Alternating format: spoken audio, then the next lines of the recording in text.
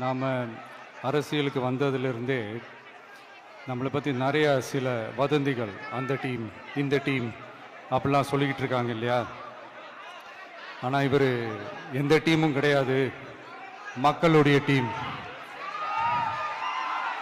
Peoples team அப்படின்னு எல்லாருக்கும் தெரிஞ்சதுக்கப்புறம் வேற என்ன அவதூறு பரப்பலாம் இவர் மேலே அப்படின்ட்டு ட்ரை பண்ணி எல்லாமே அவங்களுக்கு ஒர்க் அவுட் ஆகலை. ஸோ கடைசியில் என்ன தான் இந்த விஜயை பண்ணலாம் அப்படின்னு நினைக்கும் போது தான் இந்த கூட்டணி அந்த கூட்டணிலாம் சேர போகிறாரு அப்படின்ட்டு ஒரு பொய்யான ஒரு பிரச்சாரத்தை பண்ணிக்கிட்டு இருந்தாங்க. இந்த நியூஸ் எல்லாம் கேட்டு நீங்கள் கொஞ்சம் கன்ஃபியூஸ் ஆகிருப்பீங்க.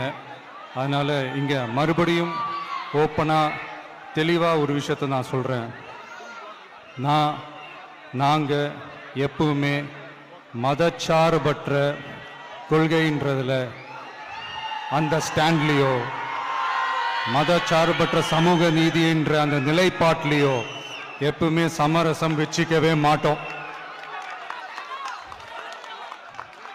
நம்மளுடைய தலைமையில தான் ஆட்சி அப்படின்றதுல எப்பவுமே உறுதியாக இருக்கிறோம்.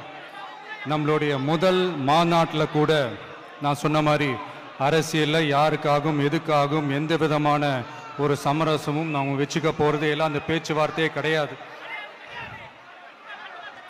சரிங்களா? அதனால் யார் என்ன அவதூறு பரப்புனாலும் தயவு செஞ்சு அதை நம்பாதீங்க. எல்லாம் வல்ல இறைவனின் அருளால் நாம் நினைச்ச டார்கெட்டை நம்மளால நிச்சயமா அடைய முடியும்.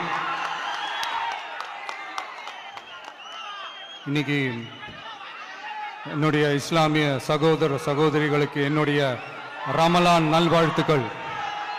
கான்ஃபிடென்ட்டா இருங்க, நல்லதே நடக்கும், வெற்றி நிச்சயம்.